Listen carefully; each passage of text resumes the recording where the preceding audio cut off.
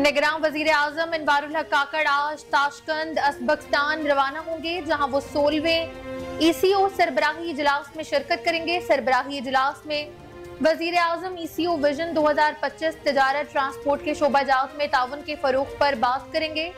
वजीर आजम कनेक्टिविटी, तवानाई, सियाहत और इक्तिसादी तरक्की और पैदावारी शोबों में ताउन के फरोग के लिए पाकिस्तान के अज़म का इआदा भी करेंगे।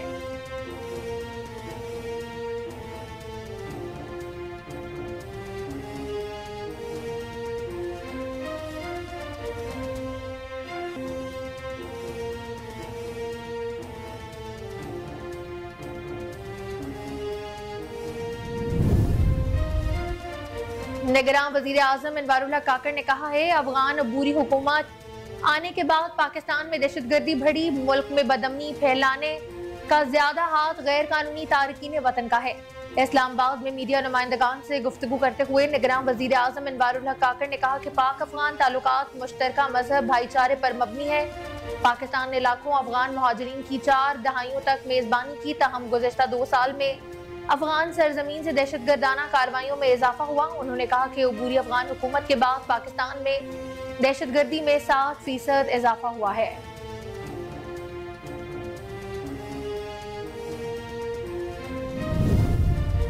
इसराइल ने मजलूम फलस्तीनियों पर कयामत ढा दी। गजा में अस्पतालों पर हमले जारी हैं। गजा के 2 जनूबी शहरों रफा और खान यूनिस के करीब बमबारी की गई, जिसके नतीजे में मजीद 23 अफराद शहीद जबकि मुतअद्दिद जख्मी हो गए। इसराइली बमबारी से गजा खंडर बन गया है। सहवानी फोर्सेज ने शहरों पर हमले में रिहायशी इमारतों को निशाना भी बनाया। इसराइली अफवाज ने नसर मेडिकल कॉम्प्लेक्स पर बम बरसा दिए हैं।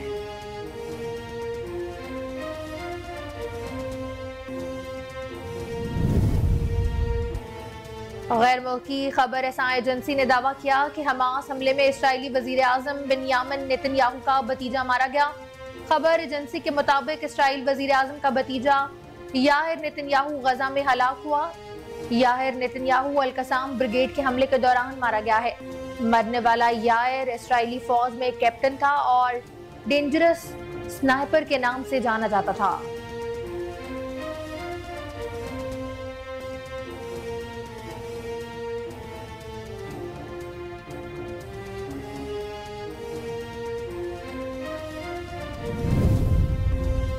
अमेरिका की जानिब से गजा से फलस्तीनी शहरियों को बेदखल करके कब्जा करने के इसराइली मंसूबे की मुखालफत कर दी गई है। अमरीकी दफ्तर खारजा के डिप्टी तर्जमान वेदनित पटेल ने न्यूज ब्रीफिंग के दौरान गुफ्तगू करते हुए कहा कि अमरीका गजा से फलस्तीनियों का जबरी इनखला नहीं चाहता। अमरीका की मेज पर फलस्तीनियों को नई जगह पर आबाद करने का मंसूबा मौजूद नहीं। इस मामले पर इसराइल को अमरीकी हिमायत हासिल नहीं। दूसरी जानिब तर्जुमान अमरीकी कौमी सलामती जान कुर्बी ने कहा है कि गजा से ज्यादातर अमरीकी अब रफा बॉर्डर खोलने से निकल आएंगे। अमरीका और इसराइल दोस्त है, लेकिन जंगबंदी पर अमरीका का इसराइल के मौक़िफ़ से इत्तफाक नहीं।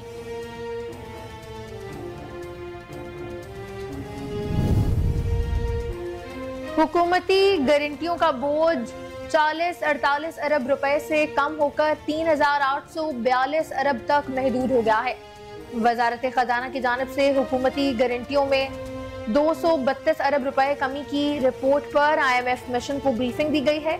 ज़राए के मुताबिक सितंबर 2023 तक हुकूमती गारंटियों का बोझ 4000 अरब तक महदूद करना हदफ था।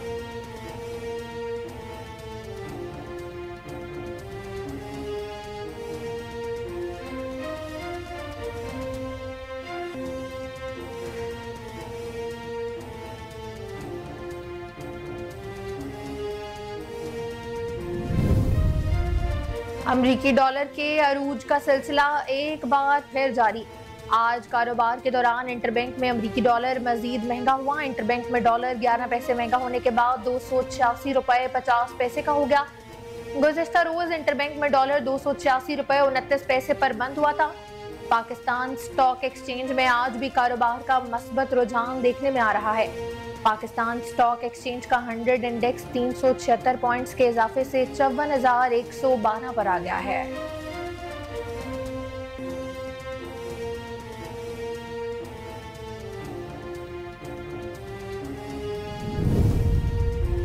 स्मोग ने सूबाई दारुल-हुकूमत लाहौर को एक बार फिर दुनिया का आलूदा तरीन शहर बना दिया है।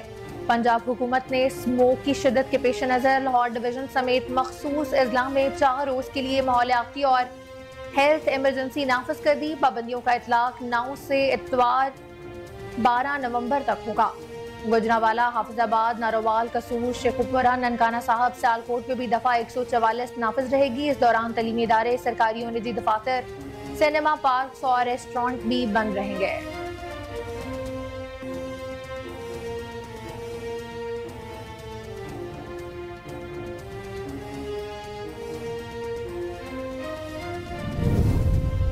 और मगरबी हवाओं का सिलसिला आज से मुल्क के मगरबी इलाकों पर असरअंदाज होगा। महकमा मौसमियात के मुताबिक ये सिलसिला जुमे की दोपहर तक शमाली इलाकों में मौजूद रहेगा। इस दौरान इस्लामाबाद, पंजाब, खैबर पख्तूनख्वा, गिलगित बल्तिस्तान और आजाद कश्मीर में बारिश और चंद मकामात पर यालाबारी का भी इम्कान है।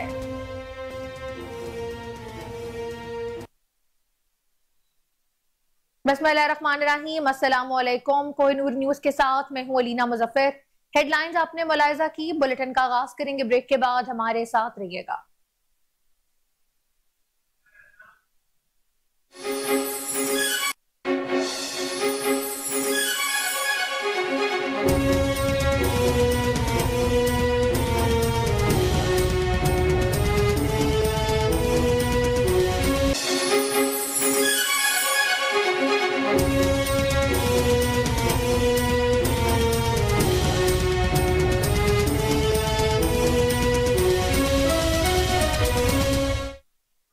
Welcome back. बुलेटिन का आगाज करें। आपको बताएं कि निगरान वजीर आजम अनवारुल हक काकड़ आज ताशकंद उज़्बेकिस्तान रवाना होंगे, जहां वो 16वें इक्तिसादी ताउन तंजीम ECO सरबराही इजलास में शिरकत करेंगे। सरबराही इजलास में वजीर आजम ECO विजन 2025 तिजारत ट्रांसपोर्ट के शोबाजात में ताउन के फरोग पर बातचीत भी करेंगे।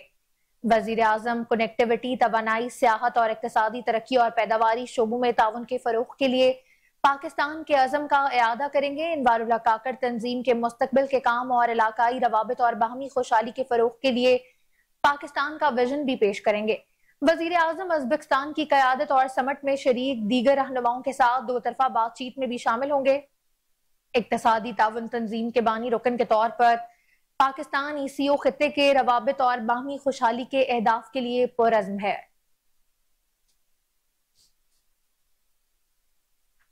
निगरान वजीर आजम अनवारुल हक काकड़ ने कहा है, अफगान अबूरी हुकूमत आने के बाद पाकिस्तान में दहशतगर्दी बढ़ी। मुल्क में बदअमनी फैलाने का ज्यादा हाथ गैर कानूनी तारकीन वतन का है। इस्लामाबाद में मीडिया नुमाइंदगान से गुफ्तगू करते हुए निगरान वजीर आजम अनवारुल हक काकड़ ने कहा कि पाक अफगान ताल्लुकात मुश्तरका मजहब भाईचारे पर मबनी है। पाकिस्तान ने लाखों अफगान मुहाजिरीन की 4 दहाइयों तक मेजबानी की, ताहम गुज़श्ता 2 साल में अफगान सरजमीन से दहशतगर्दाना कार्रवाइयों में इजाफा हुआ है। उन्होंने कहा कि अबूरी अफगान हुकूमत के बाद पाकिस्तान में दहशतगर्दी में 60% इजाफा हुआ। खुदकुश हमलों में मुलव्वस अफराद में 15 अफगान शहरी मुलव्वस थे, जबकि अक़वाम मुत्तहिदा रिपोर्ट में पाकिस्तान मुखालिफ सरगर्मियों का जिक्र किया गया है। अनवारुल हक काकड़ ने कहा कि 20 लाख अफराद बाशमूल अफगान रजिस्टर्ड कार्ड्स के हामिल अफराद और पनाह गुज़ीरों को पाकिस्तान से वापस नहीं भेज रहे, जबकि ऑपरेशन के बाद से अब तक 2,52,000 गैर कानूनी अफगान शहरी वापस जा चुके हैं। उनका कहना था कि पाकिस्तान ने हर तरह से मुश्किल हालात में अफगानिस्तान का साथ दिया। दहशतगर्दों की फहरिस्त अफगान अबूरी हुकूमत को भेजी गई। पाकिस्तान ने अब दाखिली मामलात को दुरुस्त करने का फैसला किया है, क्योंकि मुल्क में बदअमनी फैलाने का ज्यादा हाथ गैर कानूनी तारकीन वतन का है। निगरान वजीर आजम ने कहा कि गैर मुल्कियों को इज्जत के साथ वापस जाने के मौके फराहम किए। पुरुमीद है अफगान हुकूमत भी वापस जाने वालों के लिए ऐसे इकदाम करेगी। अनवारुल हक काकड़ ने कहा कि गुज़श्ता 2 साल में सरहद पार से दहशतगर्दी की वजह से 2000 से ज्यादा पाकिस्तानी शहीद हुए। अफगान अबूरी हुकूमत को यह अदारक होना चाहिए कि दोनों रियासतें खुद मुख्तार हैं। निगरान वजीर आजम ने कहा कि पाकिस्तान से वजीर दफा की सरबराही में आला सतह पर वफ्द अफगान हुकूमत से मुलाकात के लिए गया, जिसमें ISI के सरबराह भी मौजूद थे, जबकि इससे कबल भी रस्मी और गैर रस्मी तरीके से मुख्तलिफ वफूद भी अफगानिस्तान जा चुके हैं। अगर इसके बावजूद वहां से मस्बत इशारे या इकदाम न आए तो पाकिस्तान भी अपने रवैये पर नजर सानी करेगा।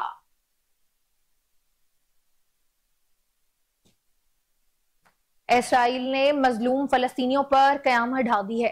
गजा में अस्पतालों पर हमले जारी हैं। गजा के 2 जनूबी शहरों रफा और खान यूनिस के करीब बमबारी की गई, जिसके नतीजे में मजीद 23 अफराद शहीद जबकि मुतादिद जख्मी हो गए।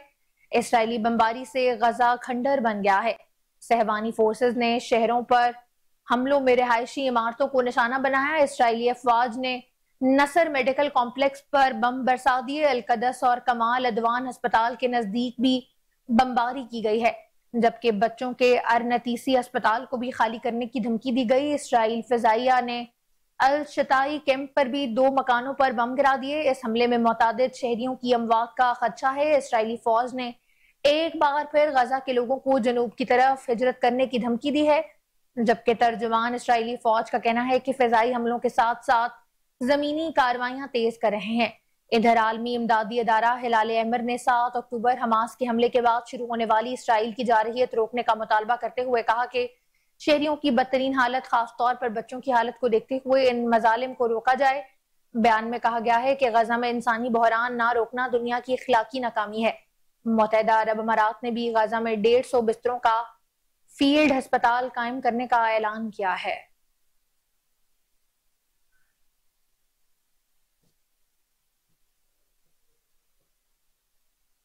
गैर मुल्की खबर रसां एजेंसी ने दावा किया है कि हमास के हमले में इसराइली वजीर आजम बेनियामिन नेतन्याहू का भतीजा मारा गया। खबर एजेंसी के मुताबिक इसराइली वजीर आजम का भतीजा यायर नेतन्याहू गजा में हलाक हुआ। यायर नेतन्याहू अल कसाम ब्रिगेड के हमले के दौरान मारा गया है।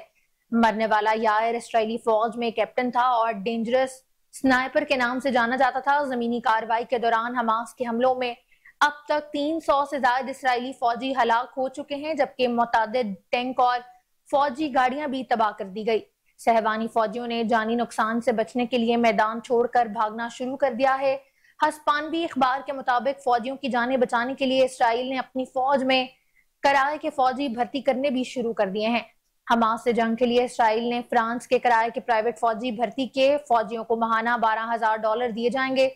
अखबार ने अपनी रिपोर्ट में कहा है कि इसराइल दीगर ममालिक से भी प्राइवेट फौजियों को भर्ती करेगा। प्राइवेट फौजियों की भर्ती का मकसद गजा में तसादुम के बायस इसराइली फौजियों के जानी नुकसान से बचना है।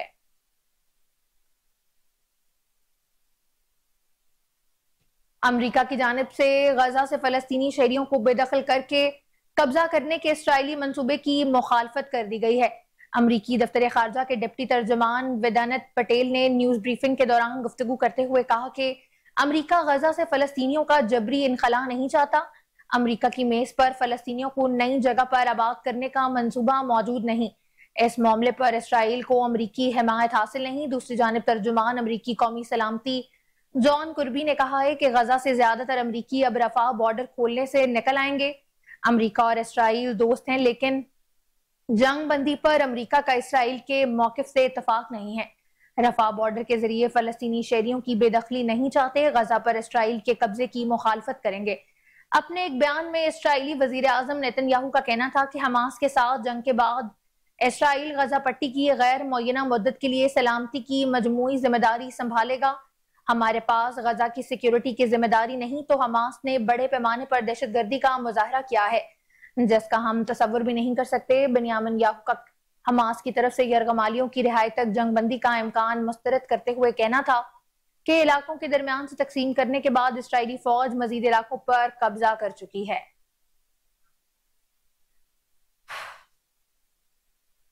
अमेरिका ने पाकिस्तान सिक्योरिटी फोर्सेज और तनसेबात पर हमलों पर इजहार अफसोस करते हुए कहा कि पाकिस्तानी फोर्सेज पर हमले अफसोसनाक, हमने अफगानिस्तान में कोई सामान नहीं छोड़ा।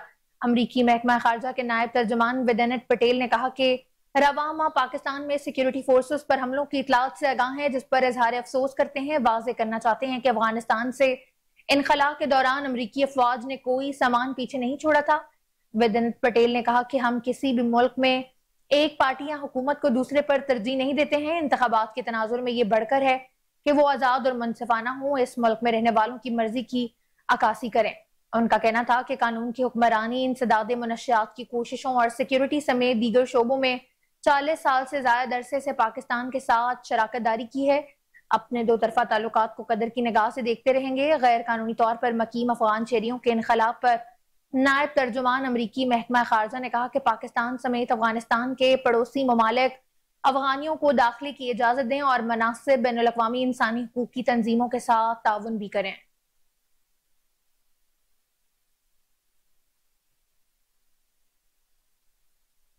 हुकूमती गारंटियों का बोझ 4058 अरब रुपए से कम होकर 3852 अरब रुपए तक महदूद हो चुका है। वजारत खजाना की जानिब से हुकूमती गारंटियों में 232 अरब रुपए कमी की रिपोर्ट पर IMF मिशन को ब्रीफिंग दी गई। जराये के मुताबिक सितंबर 2023 तक हुकूमती गारंटियों का बोझ 4000 अरब रुपए तक महदूद करना हदफ था। IMF शराइत के मुताबिक सितंबर तक हुकूमत की जानिब से नई गारंटी नहीं इशू की गई है। IMF शराइत के मुताबिक मरकजी बैंक से उधार कर्ज नहीं लिया गया। दस्तावेज के मुताबिक IMF की जानिब से मरकजी बैंक से उधार कर्ज न लेने की शर्त आयद की गई थी। बैरूनी कर्ज की अदायगियां बर वक्त की जा रही हैं, अदायगियों में ताखीर नहीं की गई। अक्टूबर के अख्ताम तक सिग्नल ट्रेजरी अकाउंट की शराइत पर भी अमल दरामद किया जाएगा।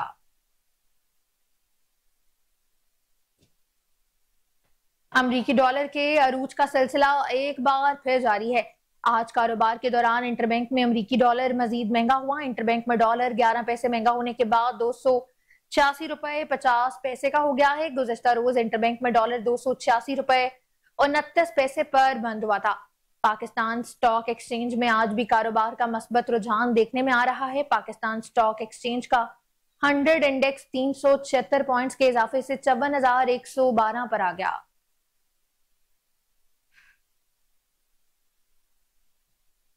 स्मोग ने सूबाई दारुल हुकूमत लाहौर को एक बार फिर दुनिया का आलूदा तरीन शहर बना दिया है। पंजाब हुकूमत ने स्मोग की शिद्दत के पेश नजर लाहौर डिवीजन समेत मखसूस अजला में 4 रोज के लिए माहौलियाती और हेल्थ इमरजेंसी नाफिज कर दी। पाबंदियों का इतलाक 9 से इतवार 12 नवंबर तक होगा। गुजरावाला, हाफिजाबाद, नारोवाल, कसूर, शेखुपुरा, ननकाना साहब, सियालकोट में भी दफा 144 नाफिज रहेगी। इस दौरान तालीमी इदारे, सरकारी और निजी दफातर, सिनेमा, पार्क और रेस्टोरेंट बंद रहेंगे, जबकि मार्केटें हफ्ते को बंद रहेंगी, जबकि बेकरियां और मेडिकल स्टोर भी खुले रहेंगे। बसें, वैगनें चलती रहेंगी।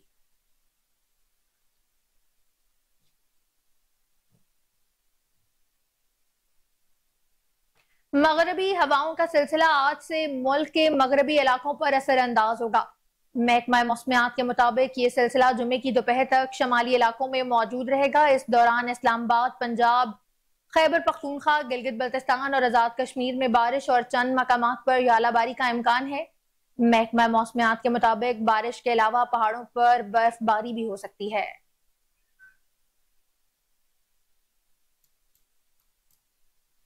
खबरें और भी शामिल करेंगे ब्रेक के बाद, हमारे साथ रहें।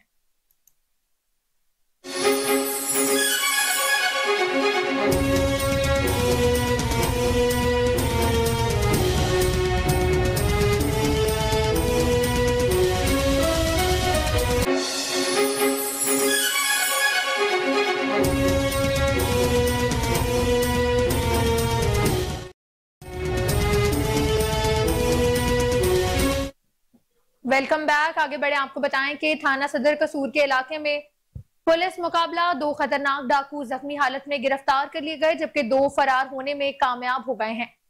गिरफ्तार डाकू की शनाख्त बदनामे जमाना कल्ब शाह और नदीम और गेंदी के नामों से हुई। दोनों जख्मी डाकू डकैती, राहजनी और ख्वाजा सराहों के अगवा की दर्जनों संगीन वारदातों में पुलिस को भी मतलूब थे। अकरम नामी शहरी ने 15 पर पुलिस को इतला दी कि 4 डाकू मोटरसाइकिल, हजारों की रकम और मोबाइल फोन छीन कर फरार हो गए हैं। थाना सदर कसूर पुलिस ने SHO मोहम्मद शरीफ की सरबराही में फौरी रिस्पॉन्ड करते हुए दुलेवाला के करीब नाकाबंदी की। डाकुओं ने पुलिस पार्टी को देखकर मुख्तलिफ अतराफ से सीधी फायरिंग शुरू कर दी। डाकुओं की अपनी फायरिंग से 2 डाकू जख्मी हो गए, जिनसे छीनी गई मोटरसाइकिल और नकदी भी बरामद कर ली गई है।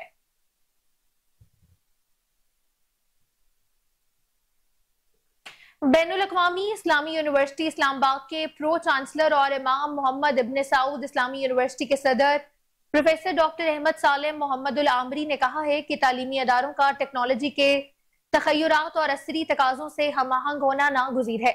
पाकिस्तान और सऊदी अरब के ताल्लुकात मिसाली हैं। बैनुल-अक़वामी इस्लामी यूनिवर्सिटी मुआशरे की बेहतरीन खिदमत कर रही है। इन ख्यालात का इजहार उन्होंने यूनिवर्सिटी के न्यू और फैसल मस्जिद कैंपस के अपने दिन भर के दौरे के मौके पर किया। उन्होंने हाल ही में मुंतकिल किए गए centre for advanced electronics and photo voltaic engineering का इफ्तिताह भी किया, जो नए कैंपस में नए तामीरशुदा ब्लॉक में कायम किया गया है। उन्होंने इंजीनियरिंग ब्लॉक में स्मार्ट वेदर स्टेशन का भी इफ्तिताह किया। साथ ही उन्होंने यूनिवर्सिटी के नायब सदूर, डीन्स, डीजीज और डायरेक्टर्स के साथ एक इंटरएक्टिव सेशन के अलावा यूनिवर्सिटी की खवातीन कैंपस का दौरा भी किया। जामिया के प्रो चांसलर इस्लामाबाद इन दोनों इस्लामाबाद के अहम दौरे पर हैं, जहां वो यूनिवर्सिटी के 12वें कॉन्वोकेशन में शिरकत भी करेंगे। तफसीलात के मुताबिक प्रोफेसर डॉक्टर अहमद सालेम मोहम्मद उल आमरी ने सेंटर के इफ्तिताह के मौके पर तवानाई और जिंदगी के मेयार को बेहतर बनाने जैसे मसाइल, मंसूबों के लिए आलात, मवाद और सिस्टम्स में खसूसी दिलचस्पी ली। इस मौके पर उन्होंने कहा कि न्यू टेक्नोलॉजी के इकदाम और स्मार्ट वेदर रीडिंग यूनिवर्सिटी जैसे प्रोजेक्ट्स जामिया की तरक्की और कामयाबी की जमानत है। उन्होंने सदर जामिया डॉक्टर हजाल हमूदुल बैती की क़यादत को सराहते हुए कहा कि बजाव तौर पर जामिया को एक हकीकी बैनुल-अक़वामी अदारा बनाने के लिए अपने विजन को अमली जामा पहनाने में कामयाब रहे हैं। फैकल्टी और ओहदेदारों के साथ इंटरएक्टिव सेशन के दौरान उन्होंने कहा कि तालीमी अदारों को गैर सियासी बनाना तामीरी नताइज के लिए एक शर्त है। उन्होंने फैकल्टी पर जोर दिया कि वो आला हुनरमंद नौजवान पैदा करे जो इस्लाम की तालीमात से आरास्ता हो। उन्होंने जोर दिया कि हमें दूसरों के तजर्बात से सीखने की जरूरत है और हमें तहकीक को अपनी अवलीन तरजीह बनाना चाहिए। पाक सऊदी ताल्लुकात के बारे में बात करते हुए उन्होंने कहा कि खादिम हरीमैन शरीफैन शाह सुलेमान बिन अब्दुल अजीज और शहजादा मोहम्मद बिन सुलेमान हमेशा पाकिस्तान के साथ ताल्लुकात को कदर की निगाह से देखते हैं। उन्होंने कहा कि सऊदी अरब हमेशा पाकिस्तान के साथ ताल्लुकात को अहमियत देता है।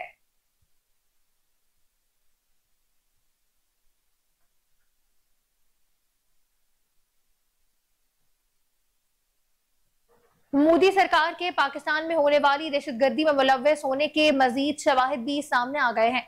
दहशतगर्द वाकयात की खबरें सबसे पहले भारतीय सोशल मीडिया अकाउंट्स पर नशर की जाती हैं। दहशतगर्दी वाकयात की खबरें नशर करने में एक्स के रॉ से जुड़े अकाउंट सैर फहरिस्त हैं। हैरान कुन तौर पर इन अकाउंट्स पर दहशतगर्दी के वाकयात से पहले ही वार्निंग दे दी जाती है। मियांवाली एयरबेस हमले की इतला भी एक रात पहले ही रॉ के अकाउंट ने दी थी। हमले और क्लियरेंस ऑपरेशन के दौरान ये अकाउंट्स ऐसी वीडियोस नशर करते रहे जो दहशतगर्दों के मोबाइल से बनाई गई थी। ये प्रोपेगेंडा अकाउंट्स पाकिस्तान में दहशतगर्द हमलों के वाकयात को बढ़ा चढ़ा कर भी पेश करते हैं। जराये के मुताबिक रॉ के ये अकाउंट्स एक ही जगह और एक ही IP एड्रेस से चलाए जा रहे हैं। इन अकाउंट्स को मालूमात बदनामे जमाला भारतीय एजेंसी रॉ पे पहुंचाती है। 26 अक्टूबर को वादी नीलम से 5 शहरियों के अगवा को ऑपरेशन का रंग देकर इन्हीं अकाउंट से नशर किया गया। 28 अक्टूबर को वादी तिरा में होने वाले दहशतगर्द हमले को भी पहली इतला इन्हीं रॉ के अकाउंट से दी गई थी।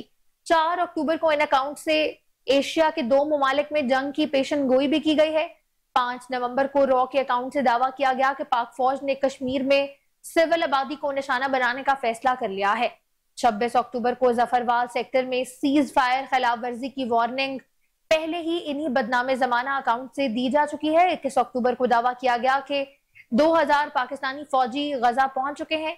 13 सितंबर को अनंतनाग में होने वाले हमले का मलबा भी इन अकाउंट से पाकिस्तान पर ही डाला गया।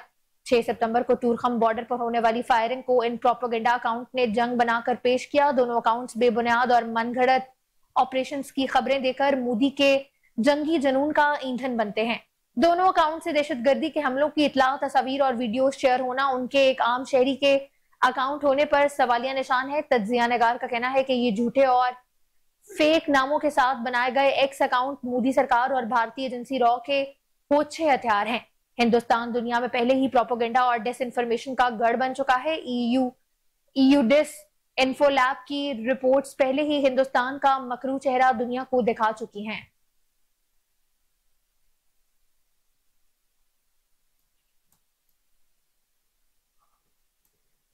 इसी हवाले से मजीद तफसीलात जानते हैं टेलीफोन लाइन पर मौजूद कोहिनूर न्यूज के सीनियर तज्जिया नगार एजाज डोगर से। जी एजाज डोगर साहब, आगाह कीजिएगा। देखिए जी, बदनामे जमाना इंडियन दहशतगर्द एजेंसी रॉ ने हमेशा ही पाकिस्तान और बहुत सारे ममालिक में बेबहा दहशतगर्दी के वाकयात किए हैं।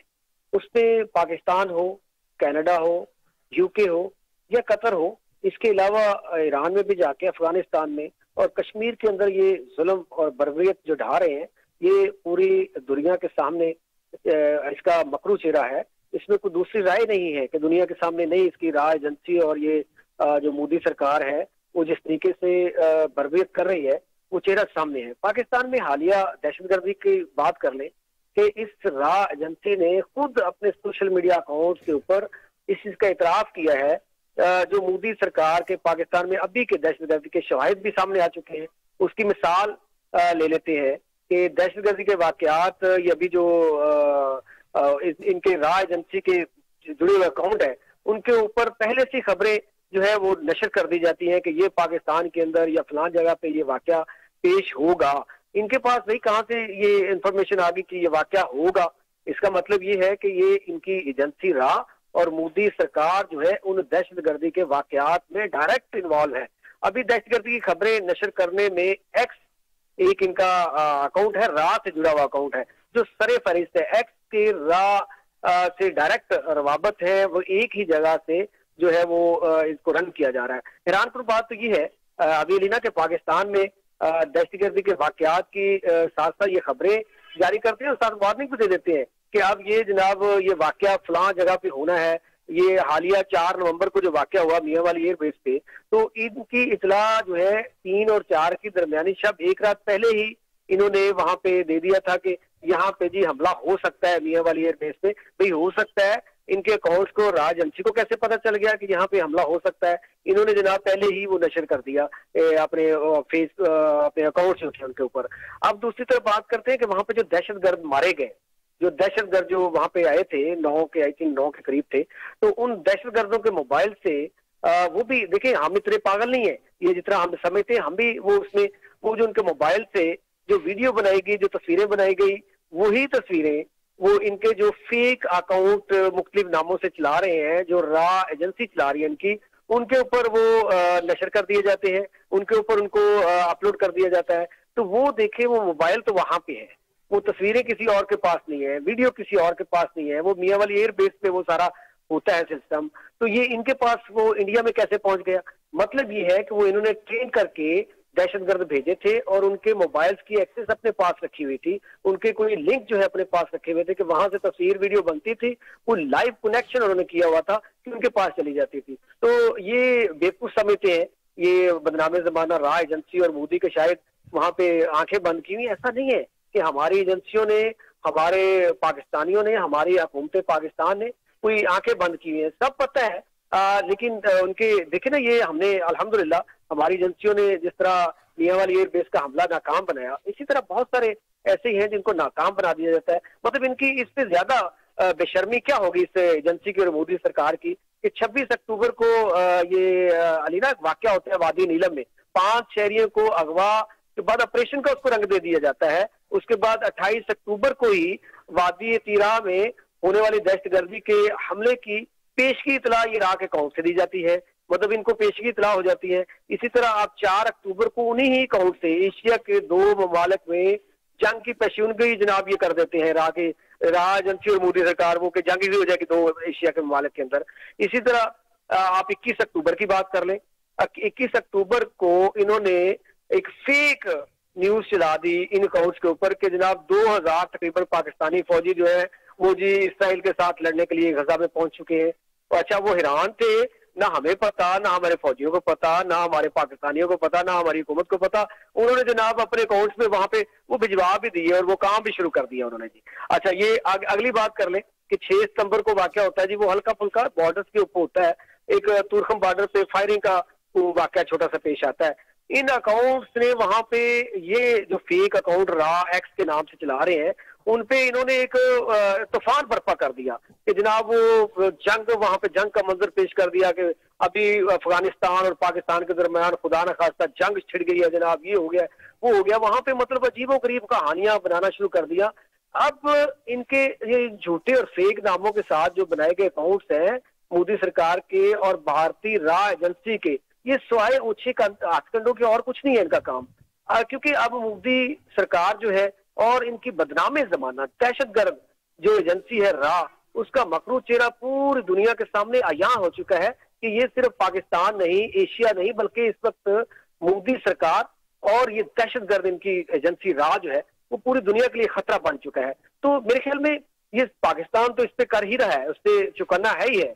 अब दुनिया जो है जिससे मुतासिरीन में है, उनको भी मेरे ख्याल में चुकन्ना होने की जरूरत है और इस एजेंसी को नकेल डालने की जरूरत है। पता नहीं क्यों भूल जाते हैं, ये इंडिया हमें 1000 बार आजमा चुका है, इसकी एजेंसी आजमा चुकी है। उनको शायद उनको पता नहीं कि ये जितने भी अच्छे हथकंडे हैं, जितनी भी इनकी ये नेगेटिविटीज है, जितना भी इनका मकरू चेहरा है, उसके लिए हमारे पास अल्हम्दुलिल्लाह दुनिया की बेहतरीन जो है वो फौज, और हमारे पास अल्हम्दुलिल्लाह अल्लाह का शुक्र है कि एक बेहतरीन हमारे पास एजेंसी काम कर रही है जो इनको हमेशा नाकाम बनाती है और इंशाल्लाह बनाती रहेगी। जी बहुत शुक्रिया एजाज डोगर साहब तफसीलात से आगाह करने के लिए।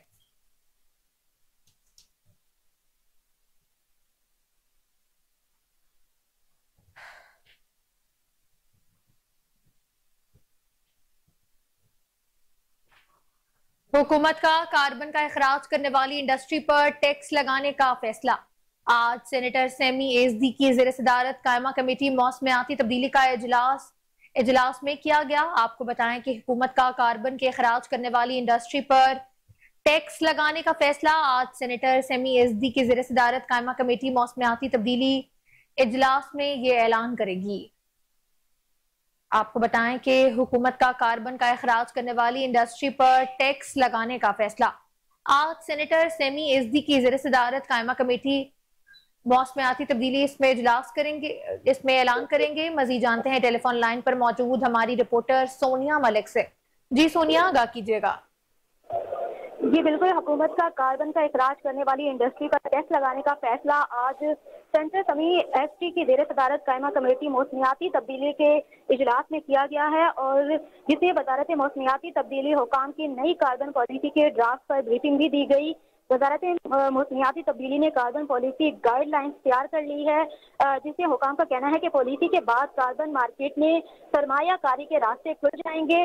कार्बन ट्रेंडिंग दुनिया में बड़ी मार्केट है और कार्बन पॉलिसी के तहत किसी भी मुल्क की कार्बन इखराज की हद होगी। अगर कार्बन इखराज की हद बढ़ती है तो मुल्क समेत इंडस्ट्री को भी टैक्स देना होगा। इसके अलावा यहाँ पर यह भी बताया गया है कि कार्बन क्रेडिट की आलमी मार्केट में $3 ट्रिलियन तक पहुँच जाएगी, जिसमें कार्बन क्रेडिट के तहत पॉलिसी गाइडलाइंस में गवर्नेंस मैकेनिज्म बनेगा। इसके अलावा आज मुल्क में ट्रांसपोर्ट को इलेक्ट्रॉनिक पर शिफ्ट करने की भी ऑप्शन जो है वो भी दी गई थी, लेकिन जिसमें कहा गया है कि ई बाइक का जो ऑप्शन है वो दिया गया था, लेकिन बैंकों ने इस पर तावन नहीं किया और बैंक 25% ई बाइक पर रिस्क क्रेडिट मांग रही हैं और अवाम भी जो ई बाइक को तरजीह नहीं दे रही। इस पर मजीद ये कहना था कि इलेक्ट्रॉनिक व्हीकल्स के लिए। बहुत शुक्रिया सोनिया मलिक तफसीलात से आगाह करने के लिए।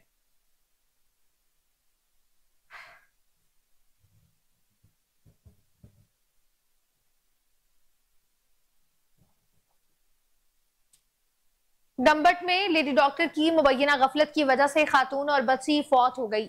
लवाहिकीन का कहना था कि खातून की नॉर्मल डिलीवरी थी, मगर लेडी डॉक्टर की गफलत की वजह से माँ और बच्चा फौत हो गए। 1500 रुपया हमारे पास कम थे, लेडी डॉक्टर हमें लाश भी नहीं दे रही। वाकया टाउन कमेटी फकीराबाद में पेश आया। लवाहिकीन ने आला अफसरान से नोटिस लेकर इंक्वायरी का मुतालबा कर दिया है।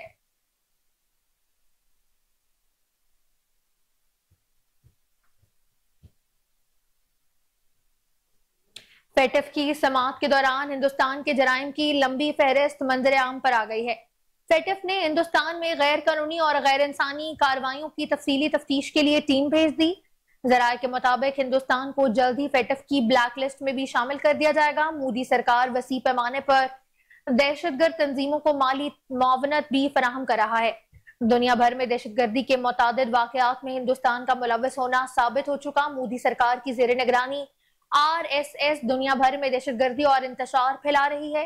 मोदी सरकार दहशतगर्द तंजीमों को माली तावन भी फराहम करने के लिए रकम गैर कानूनी कारोबार से हासिल करती है। हिंदुस्तान का शहर मुंबई जोए का सबसे बड़ा अड्डा बन चुका है। मनी लॉन्ड्रिंग, स्मगलिंग, मुनशियात फरोशी, ह्यूमन ट्रैफिकिंग और इनफॉर्मल इकोनॉमिक अकाउंट्स में भारत सेरे फहरिस्त है।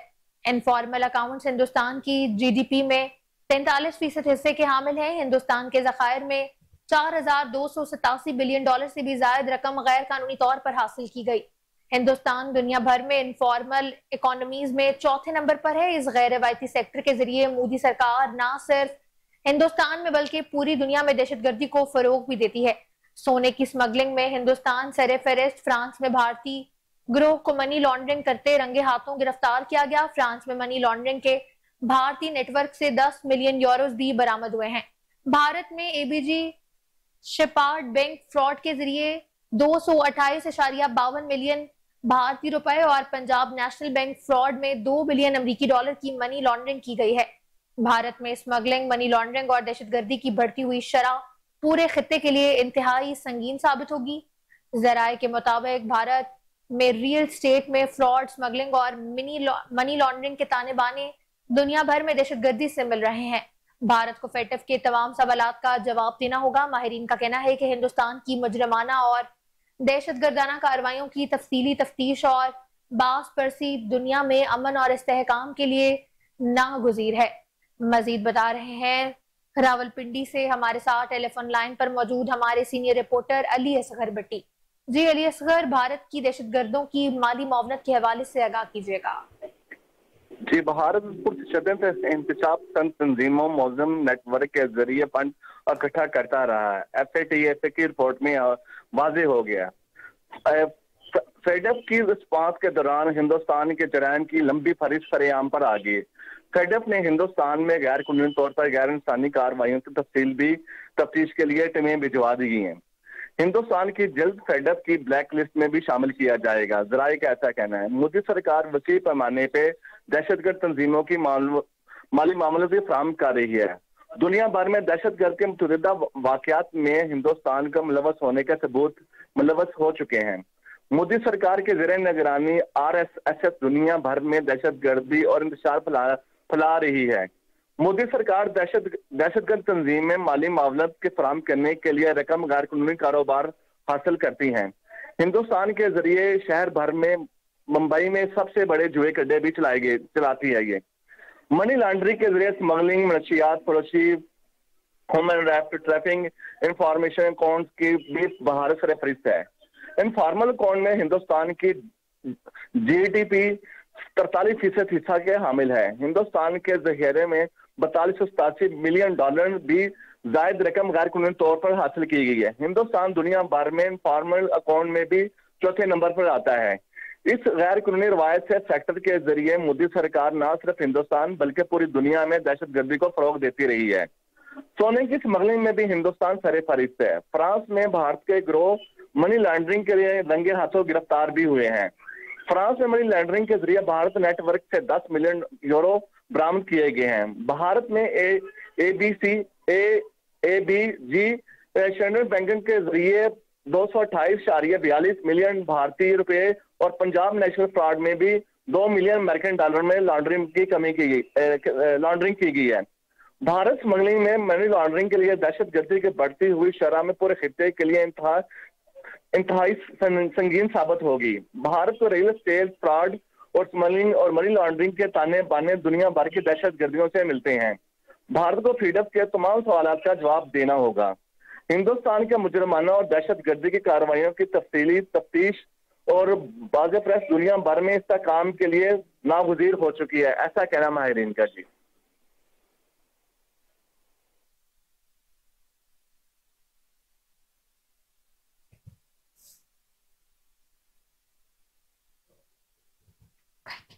बहुत शुक्रिया अली असगर भट्टी तफसीलात से आगाह करने के लिए।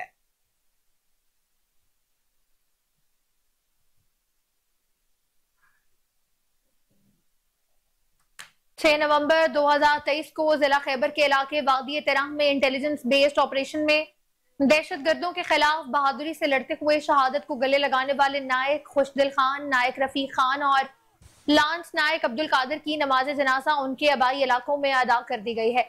शोहदा को पूरे फौजी एजाज के साथ सुपुर्द खाक कर दिया गया। शोहदा की नमाज जनाजा में पाक फौज के अफसरान, जवान, अजीजो अकारिब और अहले इलाका की बड़ी तादाद में शिरकत। शोहदा की ये कुर्बानियां दहशतगर्दी के खिलाफ जारी जंग में पाक फौज के अज़म और हौसले को मजीद तकवीत देती हैं। दहशतगर्दों के खिलाफ जारी जंग आखिरी दहशतगर्दी के खात्मे तक जारी रहेगी। अहमदपुर लंबा में मौसम सर्द होते ही ड्राई फ्रूट की मांग में इजाफा हो गया है, मगर रोज बरोज बढ़ती हुई होशरबा कीमतों ने खुश्क मेवाजात को आम शहरियों की पहुंच से दूर कर दिया है। मजीद बता रही हैं रजिया सोलंकी अपनी इस रिपोर्ट में।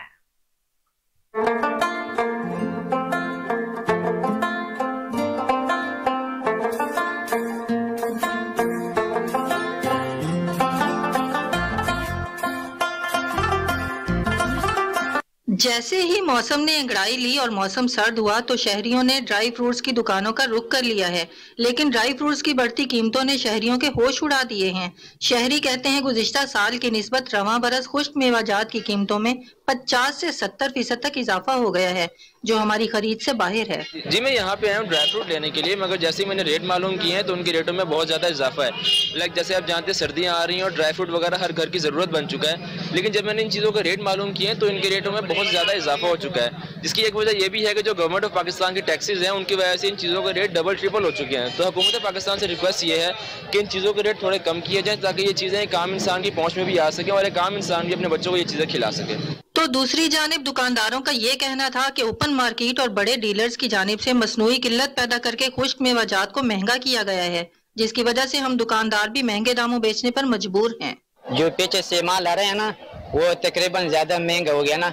हम हुकूमत पाकिस्तान के ये पैगाम है कि थोड़ा सा ये ड्राई फ्रूट जो है सस्ता करें और ये दूसरे जो टैक्स है ना वो भी थोड़ा बहुत कम होना चाहिए। शहरियों और दुकानदारों ने निगरान पंजाब हुकूमत और जिला इंतजामिया से मुतालबा किया कि वो खुश्क मेवाजात पर आए टैक्सेस में कमी करें ताकि आम शहरी भी ड्राई फ्रूट से लुत्फ अंदोज हो सकें। कैमरामैन बिलाल के साथ रजिया सोलंकी, कोहिनूर। आगे बढ़े, आपको बताएं कि नंबरदार एसोसिएशन के वफ्द की एडीसीआर मरी कैप्टन कासिम एजाज से मुलाकात में नंबरदार एसोसिएशन डिस्ट्रिक्ट रावलपिंडी के सदर मलिक आसिफ, तहसील मरी के सदर पीर मंसूर शाह और दीगर ओहदेदारान भी शामिल थे। रेवेन्यू के हवाले से मसाइल पर बातचीत की गई। मजीद अपडेट लेते हैं रईस अब्बासी से। जी बहुत शुक्रिया। इस वक्त मैं जना हाल के बाहर मौजूद हूँ और आज डिवीज़नल सदर नंबरदार एसोसिएशन और जो तहसील के नंबरदार एसोसिएशन का वफ्द था उन्होंने एडीसीआर मरी रिटायर्ड कैप्टन कासिम एजाज से मुलाकात की है। तो उसका आज के इजलास का मतन क्या था ये सारी डिटेल में लेता हूँ। डिवीज़नल सदर नंबरदार एसोसिएशन के मलिक खालिद साहब मौजूद हैं। खालिद साहब, आज का मतन क्या था, जरा शेयर कीजिए। जी बिस्मिल्लाहिर्रहमानिर्रहीम। आज हम additional deputy commissioner revenue Syed Ejaz Qasim sahab से मिले हैं। हमारे ज़िला मरी के नंबरदारान साहबान की मीटिंग थी, हम डिवीज़न के अहदेदारान भी इसमें मौजूद थे, आल पाकिस्तान नंबरदार एसोसिएशन के। तो सर सबसे पहले जो हमारे यहाँ पे हमारे इज़्ज़त माब जनाब कमिश्नर रावलपिंडी डिवीज़न लियाकत अली चट्टा साहब ने एक हुक्मनामा जारी किया था कि तमाम मौज़ों के इंतकालात मौज़ा नंबरदार के ही तस्दीक पे से होंगे। इसमें नक्शा जीम है, अदबरदारी है और तकसीम के मामलात हैं। सारे जितने भी ये जिम्मेदारियाँ नंबरदार की हैं नंबरदार के ही ज़रिए किए जाएंगे। तो मैं मशकूर हूँ जनाब एडिशनल डिप्टी कमिश्नर रेवेन्यू और एसी मरी का कि उन्होंने बिल्कुल इम्प्लीमेंट का आर्डर दे दिया है और आइंदा के बाद जो इंतकाल है या जो भी महकमा माल के काम है वो मौजूदा नंबरदार की ही तस्दीक से होंगे। आप क्या कहेंगे, आप भी ज़रा बताइएगा। जी बहुत शुक्रिया। हमारी आज बहुत कामयाब मीटिंग रही नंबरदार साहिबान के हकूक़ के हवाले से, उनकी ड्यूटी के हवाले से और उनको जो दरपेश मसाइल थे वो यहाँ डिस्कस किए गए और जनाब डीएलआर साहब और इस साहब ने बड़े तहम्मुल से वो हमारे तमाम मुतालबात सुने, हमारी शिकायत का इजाला करने का वादा किया और कई अहकामात उन्होंने उसी वक्त भी किए ताकि मरी के जितने भी हमारे नंबरदार साहिबान हैं उनको आइंदा कोई इस तहसील डिस्ट्रिक्ट लेवल पे कोई मसला ना हो। और उन्होंने सबसे बड़ी यह बात की कि हम बहुत फ़ौरन जितनी भी खाली असामियाँ हैं नंबरदार हजरात की वो पुर कर रहे हैं और जो भी हमारे सदर साहब ने वहाँ पासनामा पेश किया वो उन्होंने फ़ौरन मंजूर करके उस पर अमल की यकीन दहानी कराई। ज़फ़र साहब, ये बताइएगा कि इशू देखने को मिल रहे हैं यूनियन काउंसिल के जो दफ्तर हैं वहाँ जो पटवारी हैं वो नहीं बैठते, इस हवाले से को आपने नुक्ता उठाया है और क्या यकीन दहानी करवाई गई है? मैं वैसे इस वक्त तो जो हमारा पटवारी है हुमैर है वो माशाल्लाह हर रोज़ जाता है। इससे पहले तो काफ़ी में प्रॉब्लम रही है, लेकिन सारी तकरीबन यूसेस में ऐसी प्रॉब्लम है। कोई पटवारी कोई 17 मील में है, कोई पिंडी में है, कोई बराको में है, काफ़ी लोगों को प्रॉब्लम हो रही है क्योंकि आज इस महंगाई के दौर में 4-4, 5-5 सौ रुपये का उसका वैन का वो किराया दे के जाता है, आगे उसके बेचारे को मिलता ही नहीं है। तो हमारी दोनों अफसरान से बड़ी तफसील से बात हुई है। हम उनके मशकूर हैं, उन्होंने बड़ी संजीदगी से साथ हमारी बात को सुना है। हम अपनी पिंडी डिवीजन की बॉडी के भी मशकूर हैं जो हमारे मुतालबात को हल कराने के लिए, मसाइल को अफसरान को पेश करने के लिए यहाँ तशरीफ़ लाए। लेकिन यह है कि महकमा माल का जो है ना वो यहाँ नुमाइंदगी नहीं थी। हमें पूरी उम्मीद है कि इंशाअल्लाह ताला हमारे अफसरान बाला जो हैं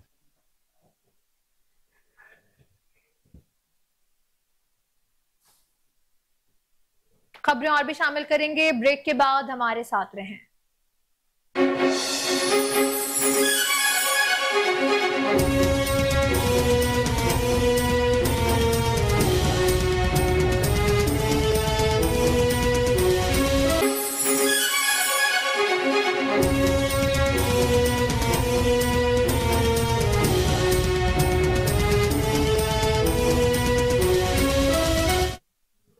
वेलकम बैक। आपको बताएं कि ऑरेंज लाइन मेट्रो ट्रेन में रोजाना की बुनियाद पर राइडरशिप के तमाम रिकॉर्ड टूट गए। मेट्रो ट्रेन में एक दिन में सफर करने वालों की तादाद 2,50,000 से भी तजावज कर गई। वजीर आला पंजाब मोहसिन नकवी और वजीर ट्रांसपोर्ट पंजाब इब्राहिम हसन मुराद ने सेक्रेटरी ट्रांसपोर्ट पंजाब अहमद जावेद काजी की कारकर्दगी को सराहा। ऑरेंज लाइन ट्रेन पर राइडरशिप की बुलंदशरह पर मुबारकबाद भी दी। वजीर ट्रांसपोर्ट इब्राहिम मुराद ने कहा, महकमा ट्रांसपोर्ट पंजाब ने राइडरशिप के मुकर्ररा अहदाफ का हसूल मुकम्मल बनाया जो काबिल तारीफ है। मुसाफिरों की तादाद 3 साल कबल फिजिबिलिटी स्टडी के तखमीने से भी ज्यादा हो चुकी है। ट्रेन पर मेयारी सफरी सहूलियात, माकूल किराया और पैकेजेस को आवाम में बेपनाह मकबूलियत मिली, जिसका सबूत मुसाफिरों की तादाद में बेपनाह इजाफा है। ऑरेंज लाइन ट्रेन में तालिब इल्मों और माजूर अफराद को मुफ्त सफरी सहूलियात भी फराहम की जा रही हैं। ऑरेंज लाइन ट्रेन गरीब आवाम के लिए एक बेहतरीन सवारी साबित हो रही है। सुबह पंजाब में शहरियों की दादरसी और पंजाब पुलिस में मजीद बेहतरी लाने के लिए आईजी पंजाब डॉक्टर उस्मान अनवर का एक बड़ा अहसन कदम। पंजाब भर के थानों में प्राइवेट मुलाजमों, गनमैनों, प्राइवेट लखारियों, मुंशियों, फ्रंटमैनों, कार खासों, टॉर्चर सेल और टाउटों पर पाबंदी आयद कर दी गई। इसी पर मजीद तफसीलात जान लेते हैं चीफ क्राइम रिपोर्टर वसीम साबर से। जी वसीम, आगाह कीजिएगा। देखें, आईजी पंजाब डॉक्टर उस्मान अनवर की बात की जाए तो जिस तरह से रोजाना कोई ना कोई ऐसा काम करते हैं जिसके साथ जो है वो अवाम को फायदा भी होता है और पुलिस एहलकारों को भी इसका फायदा पहुंचता है, लेकिन आईजी पंजाब ने एक ऐसा काम किया है कि जिससे जो है वो पंजाब भर के जो शहरी हैं उनको ज्यादा फायदा होगा। खासकर उन्होंने इस चीज पर पाबंदी लगा दी है कि पंजाब भर के थानों में प्राइवेट मुलाजिमों, गनमैनों, प्राइवेट लिखारियों, मुंशियों और फ्रंट मैनों, टाउटों, जबकि टार्चर सेल पर जो है वो पाबंदी लगाई गई है। ये वो चीजें मैं बता रहा हूँ कि जिन्होंने हमें अभी अभी ज्वाइन किया है देख रहे हैं कि ये वो चीजें हैं कि जब इंसान थाने के अंदर जाता है तो वहां पर आपको सफेद पार्चात में सबसे पहले कोई ना कोई प्राइवेट जो है वो कार खास मिलता है, आपसे पैसे लेकर आपकी मोटरसाइकिल, आपकी गाड़ी छुड़वाने का वादा करता है, जिसकी वजह से करप्शन को परवान चढ़ता है।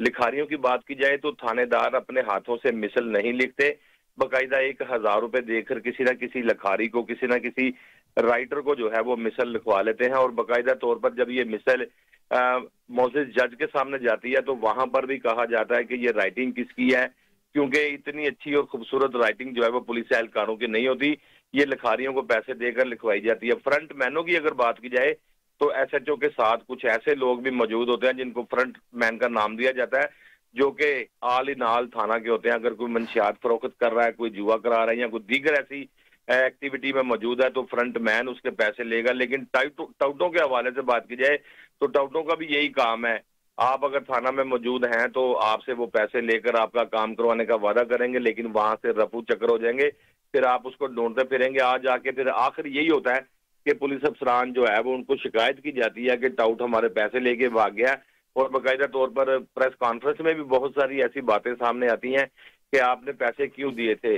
टार्चर सेल की बात करें, टार्चर सेल का मकसद ये है कि किसी प्राइवेट जगह पर ले जाकर किसी शहरी को तशद्दुद का निशाना बनाना, उसको डंडे मारना, उसको लितरौल करना और बाकायदा तौर पर। बहुत शुक्रिया वसीम साबिर तफसीलात से आगाह करने के लिए।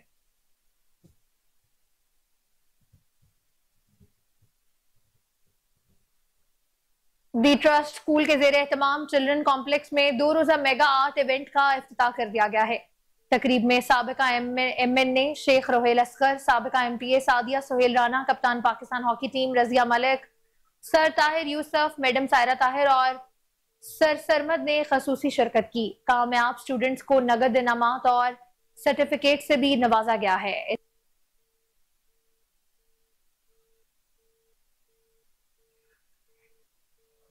आगे बढ़े, आपको बताएं कि लाहौर में पाकिस्तान मुस्लिम लीग नून के कायद नवाज शरीफ की सियासी मसरूफियात जारी। कायद नवाज शरीफ जाती अमराह से गवर्नर हाउस पहुंच गए। चीफ ऑर्गेनाइजर मुस्लिम लीग नून मरियम नवाज भी पार्टी कायद के हमरा हैं। पार्टी जराए के मुताबिक मियां नवाज शरीफ गवर्नर पंजाब मोहम्मद बलीगुर रहमान से गवर्नर हाउस में मुलाकात करेंगे। मुलाकात में मौजूदा मुल्की सियासी सूरत हाल पर तफसीली गुफ्तगू होगी। मुलाकात में पंजाब की अवाम के मसाइल के हल से मुतल्लिक भी तफसीली गुफ्तगू की जाएगी। ऑर्गेनाइज्ड क्राइम यूनिट ने लाहौर की रवां साल 10 माह की कारकर्दगी रिपोर्ट जारी कर दी है। जारी ऑर्गेनाइज्ड क्राइम यूनिट लाहौर ने गुज़श्ता 10 माह में अगवा, बराए तवान, अंधे कत्ल, डकैती, रॉबरी जैसे संगीन जराइम की 6900 मकामात चालान किए। गुज़श्ता 10 माह में 11,388 मुलजमान को गिरफ्तार किया गया। 176 खतरनाक गैंग्स के 576 मेंबरान को गिरफ्तार करके माले मसरूका भी बरामद किया गया है। ऑर्गेनाइज्ड क्राइम यूनिट ने रवां साल 10 माह में 77 करोड़ 70 लाख रुपए से जायद मालियत की रिकवरी की। 769 एक कैटेगरी के खतरनाक इश्तिहारी मुलजमान समेत 1093 आदियो अदालती मफरूर गिरफ्तार किए गए। 167 मुलजमान से नाजायज असलहा जिनमें 161 पिस्टल, दर्जनों जदीद राइफलें और सैकड़ों गोलियां भी बरामद की गई हैं।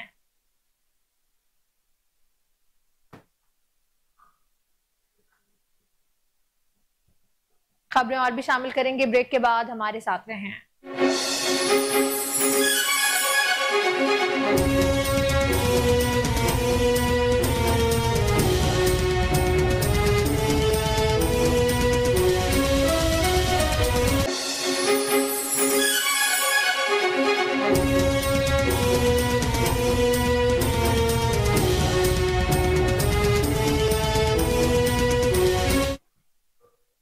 आगे बढ़े, आपको बताएं कि लेस्को के बोर्ड ऑफ डायरेक्टर के चेयरमैन मियां मोहम्मद नुमान और चीफ एग्जीक्यूटिव लेस्को शाहिद हैदर ने वाजे किया है कि बिजली की कीमतों का तयन नेपरा करती है, जबकि कीमत बढ़ने से सारिफ मुतासर होता है। बिजली चोरी को रोकने के लिए छोटे ट्रांसफार्मर, AMI टेक्नोलॉजी और ABS केबल का इस्तेमाल कर रहे हैं।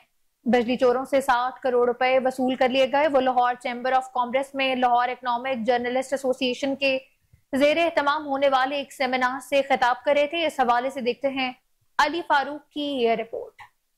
लाहौर इकोनॉमिक जर्नलिस्ट एसोसिएशन के ज़ेरे एहतमाम बिजली की कीमतों में इजाफा, सार्फिन की मुश्किलात के हवाले से सेमिनार का इनेकाद किया गया। सेमिनार से खिताब करते हुए मुकर्रिरीन ने कहा कि IMF के दबाव और पावर प्लांट्स की कैपेसिटी चार्जेस की वजह से बिजली की कीमत बढ़ी है। Chairman LESCO board of director Hafiz Mian Mohammad Numan ने कहा कि निगरान हुकूमत के दौर में बिजली चोरों के खिलाफ भरपूर मुहिम जारी है और इसमें लेस्को का पहला नंबर है। प्रॉपर्टी की खरीदो फरोख्त के लिए लेस्को से NOC को जरूरी करार दिलाने जा रहे हैं। सेमिनार से खिताब करते हुए chief executive officer LESCO Shahid Haider ने कहा कि बिजली चोरों के खिलाफ मुहिम के दौरान 22,000 से जायद FIR दर्ज हो चुकी हैं। बिजली चोरों से 62 करोड़ रुपए की रिकवरी की जा चुकी है। साबिक MD पेप्को ताहिर बशारत चीमा ने सेमिनार से खिताब करते हुए कहा कि बिजली के बिलों के जरिए मुख्तलिफ इकसाम के टैक्स वसूली का सिलसिला बंद होना चाहिए। मौसर इकदाम करने से बिजली के टैरिफ को कम किया जा सकता है। इस मौके पर K इलेक्ट्रिक के डायरेक्टर राना इमरान ने कहा कि बिजली की कीमत बढ़ने से चोरी बढ़ती है। इस मौके पर लाहौर चैम्बर ऑफ कॉमर्स के सदर काशिफ अनवर ने कहा कि कालाबाग डैम समेत दीगर डैम्स को जंगी बुनियादों पर तामीर किया जाना चाहिए। सरबरा लाहौर पुलिस बिलाल सदीक कमियाना की ज़ेर सदारत कैंट और मॉडल टाउन डिवीजन की कारकर्दगी का जायजा इजलास हुआ। तर्जुमान CCPO लाहौर फरहान शेख के मुताबिक CCPO लाहौर बिलाल सदीक कमियाना ने दोनों डिवीजन की कारकर्दगी का तफसीली जायजा लिया। बिलाल सदीक कमियाना की SHO मनावा और SHO बरकी को वार्निंग और कारकर्दगी बेहतर बनाने की हिदायत भी जारी की गई। CCPO लाहौर की SPs को हर माह बाकायदगी से थानेदारों को टारगेट्स देने की हिदायत। सरबराह लाहौर पुलिस ने मुनशियात फरोशों के खिलाफ ग्रैंड ऑपरेशन का हुक्म भी जारी किया। मोटरसाइकिल चोरी में मुलव्वस गैंग्स के खिलाफ मौसर कार्रवाई को अमल में लाने का हुक्म भी दिया, जबकि CCPO लाहौर का कहना था कि क्रिमिनल्स इश्तिहारी मनशियात फरोश पकड़ें और रिकवरी को मजीद बेहतर बनाएं। बिलाल सदीक कमियाना का कहना था कि इंचार्ज इन्वेस्टिगेशन अपने फराइज बेहतर तरीके से सरअंजाम दें ताकि इंसाफ के तकाजे पूरे हों और लोगों को रिलीफ मिले। CCPO लाहौर की स्नैचिंग की रोकथाम के लिए मौसर इकदाम करने की भी हिदायत। सूबाई दारुल हुकूमत की पुलिस फोर्स एक रोल मॉडल अदारे के तौर पर काम करे, शहरियों को बर वक्त इंसाफ की फराहमी अवलीन मिशन है।